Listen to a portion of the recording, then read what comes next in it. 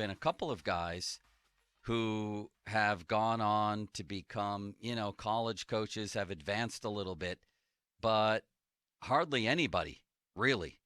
And it's a little eye-opening to see that he hasn't really developed a coaching tree, whereas with other guys, you can look across college and pro and see people who worked under them, who were groomed by them, hired by them, developed by them, all across college and pro sports, right?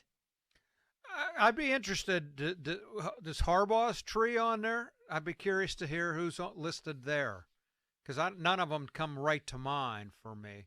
Well, it was Tom Pelissero from NFL.com. It was really an exhaustive list of young coaches to watch, okay?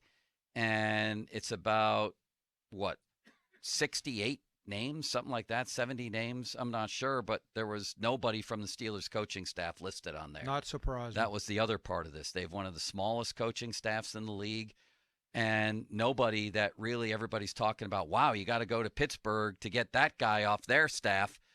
And it seems like that's been the way of it for most of Tomlin's tenure, right? What's the bigger story here? Been a knock that, his hiring of coaches hasn't been very good.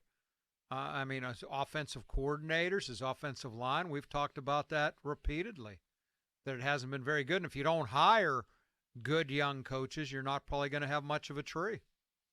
Is it fair? Is this a fair criticism of him? I think so. He's been around 16 years. What do you think?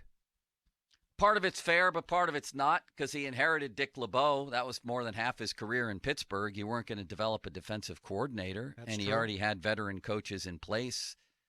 Arians is another guy who was already a veteran, who was here for a long time. Then he brought in Todd Haley, who did pretty well here. So almost his entire tenure of offensive coordinators until he got to his buddy Randy Fichtner was with guys that nobody would have argued with, but they were veterans. They were older guys. Right. Same with LeBeau. And Butler was actually a guy who, back before Tomlin stripped him of play calling, he was a guy that other teams did want at the time. I remember talking to Keith, and he said 3 or 4 teams offered him jobs. He turned it down. Yeah, so I think part of that is sort of unfair with him, but in recent years, when you knew a transition from Ben was coming, I think he's butchered a lot of hires. The offensive coordinator, offensive line for sure. And the offensive coordinator for sure, right? That's an even bigger one for me. Even bigger one. Folsey? To be honest with you, I don't give a rat's behind about coaching trees. I really don't. He doesn't give a rat's behind, Joe. That's a little graphic for our show, isn't it? Do rats have behinds? Sure. They do. Not? Sure. They have front ends and back ends. They do. All right. Go ahead, Folsey. But every time this gets brought up, now, okay, maybe there's a different angle to this conversation. If the angle of the conversation is Mike Tomlin doesn't hire good enough assistant coaches around him, okay, I can get on board with that because I think he's failed in that area multiple times over multiple years. But if we're talking about ripping Mike Tomlin for never grooming a coach to one day be a head coach somewhere else, I don't care about that as a fan. I really don't. I don't care if he took some guy who's just getting his first shot as an assistant and he's kind of throwing him into the NFL world somewhere else and he becomes an offensive coordinator and a head coach somewhere else. I don't care about that. I just want good coaches around him. I tend to agree with that. Largely. That's a rather long-winded way of saying you don't give a rat's behind. I know. I tend to agree with you, actually. And I think he's had a lot of veteran coaches, but I think it is telling. I think over these past really 4 or 5 years, I would include Fichtner with this, when you're hiring people that nobody else wants, that's the that problem. If they leave your staff, nobody else would interview, that's problematic. Or who quit in the middle of a season like Adrian Clem, or who are viewed league-wide as being pretty underqualified like Matt Canada. It's become problematic. Maybe you could even say it's become problematic the more say or the more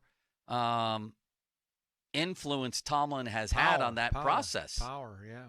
Because I think he was basically told that Dick LeBeau's staying, don't you, at the beginning? Oh, I don't think there's any question. He was told to hire Todd Haley, I think. Certainly told to fire Arians.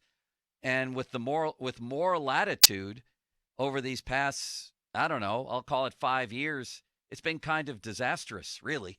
And that is the part that I care about, is the actual hiring of these guys, like who he's surrounding and himself how with. translates into production, Right. into But wins and losses. But the development of these coaches, I don't know. I just don't care about that as a fan. Thank you, Falsey.